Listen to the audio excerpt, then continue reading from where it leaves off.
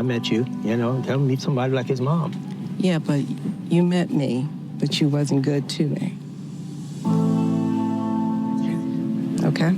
So...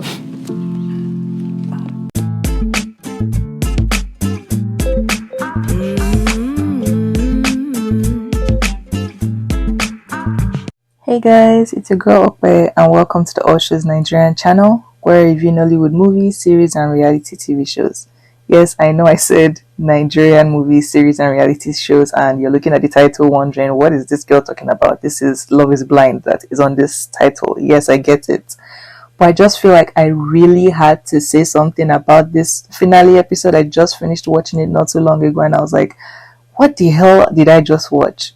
Mind you, I also want to apologize for me being MIA this past few weeks. I've been dealing with a lot of stuff, trying to navigate some stuff and all those type of things. So I've been really, really, really busy and I haven't been able to review any Nigerian shows or movies or series.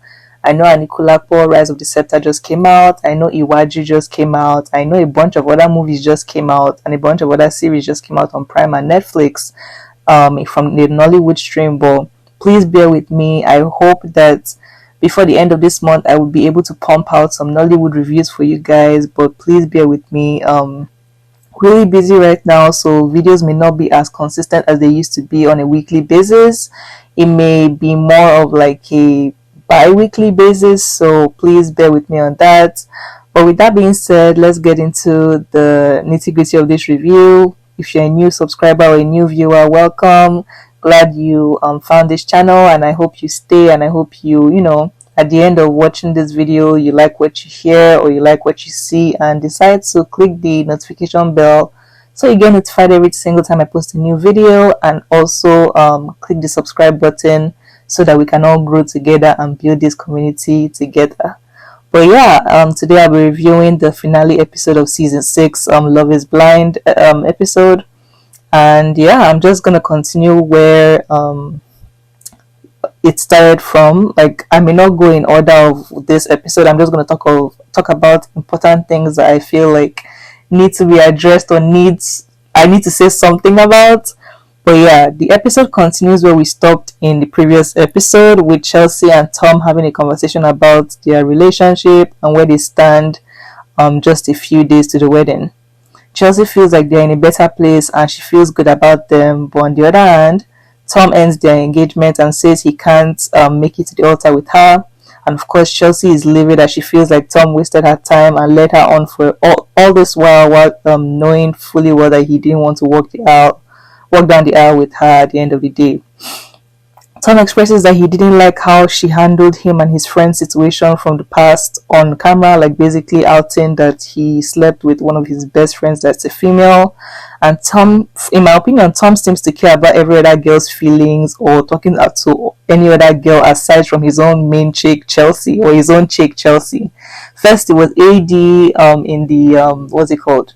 The party when they first met with the other couples after being coupled up and engaged, how he was doting all over AD and talking about how she looked and just ignoring his fiance Chelsea that was literally next to them, not even realizing that she was even next to them all that while type of thing, even when she called him out on it the night after.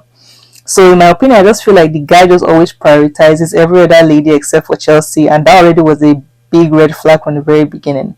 And I'll definitely say that two things can be right. Chelsea definitely has some self-esteem and insecurity issues, but I also feel like Tom definitely was not attracted to her from the moment he found out that she didn't look like what he had envisioned, which was, of course, Megan Fox. I feel like she kind of maybe 5-10% looks like Megan Fox. There's this I don't know, some features in her face that just remind me of Megan Fox, but I wouldn't say they're that pronounced where it's oh my god, you look like Megan Fox type of thing, carbon copy. No, it's not that. But I just feel like Tom had an expectation being in that pause of what Chelsea was going to look like based off that comment that she said about her looking like Megan Fox. And once he saw her, his expectations were definitely not met. And I feel like that was the beginning of their downfall, at least his downfall with her in terms of their relationship. But I'm still happy that at least he gave her the decency and the respect to at least end it before people gathered on the main day to come and see the two of them getting married together. I'm happy that at least he still has some dignity or respect for her to like handle it the way he did. And even though yes, it was hurtful to Chelsea, I still feel like it was a much more respectful thing to do as opposed to AD and Clay. Now moving on to AD and Clay. Girl, if you don't start thanking your maker for this big fat heavy red flag you just dodged getting married to. But before we even get into all of that, let's even just start with Clay and his father. Am I the only one that was cringing during his interaction with his dad while he was helping him get dressed? It felt so uncomfortable to watch, and for me, the conversations felt very superficial and lacked any form of depth to it. And why was the dad going on and on about his accomplishments on his son's big day? I just felt like that was really weird. And of course, you just had Clay in the corner saying, yep, yeah, man, I appreciate it, yep, yeah. Like, what kind of weird interaction was that? It was so cringe for me. Like, I was feeling so uncomfortable and I wasn't even in the scene. But yeah, that was really weird for me, Sha. For me, one of the realest scenes was when Clay's mom checked Clay's dad when he was trying to sweet talk her with the Clay should find someone like his mother and all those type of things. Like, boy, bye.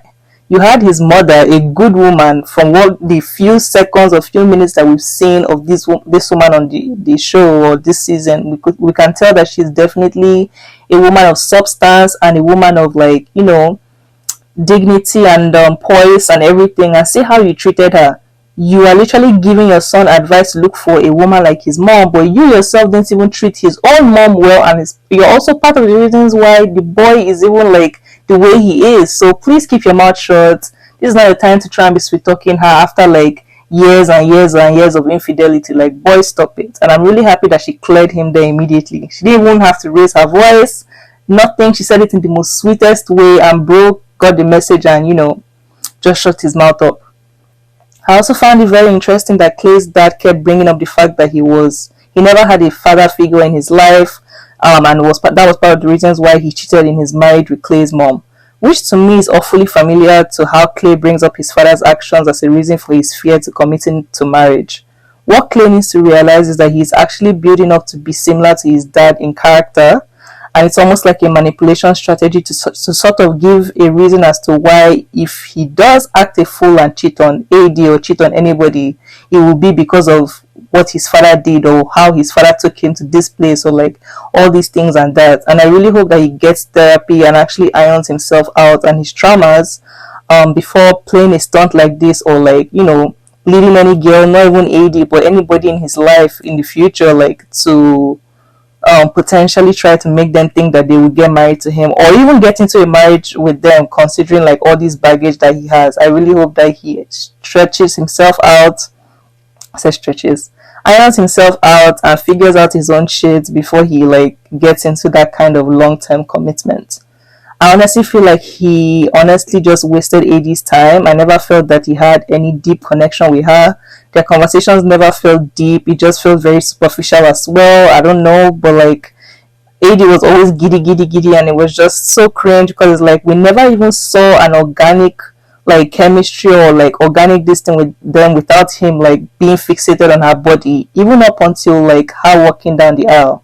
How can the first thing that comes out of your mouth when you see your soon-to-be bride be like, sexualizing her and all those type of things? What about, oh babe, you look beautiful, oh my god, wow, like gasping and all those type of things? Honestly, he has to work on himself and do a lot of self-healing and offloading of his past trauma before even contemplating marriage again.